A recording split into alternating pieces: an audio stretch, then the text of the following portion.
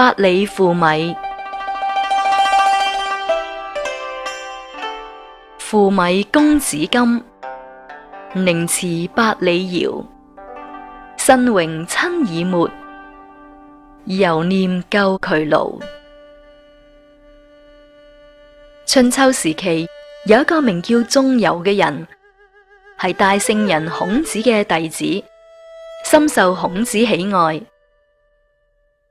佢性格直率勇敢，嫉惡如仇，十分孝順。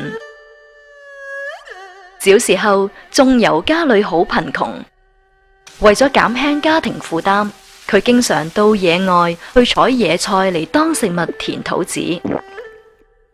可是為咗讓父母雙親能夠吃到可口嘅大米，佢經常到幾百里以外嘅地方，汗流浹背咁將一袋袋米徒步孭返嚟，然之後為父母做香噴噴嘅飯菜。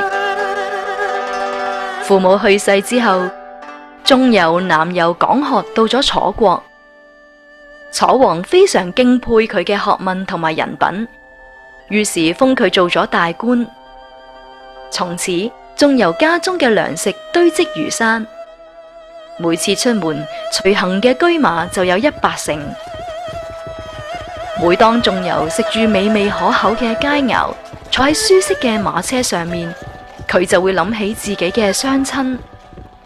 佢感嘆地話：雖然而家過住錦衣玉食嘅生活，但係我係幾咁想念從前自己食野菜，千里迢迢背米返嚟孝敬父母雙親嘅日子。但係而家已經冇機會啦。聽咗仲由呢一番說話，老師孔子亦都忍唔住讚揚佢話：你對你嘅父母真係盡心盡力啊！父母在世嘅時候，你對佢哋體貼孝順；父母死咗之後，你對佢哋亦都係咁思念。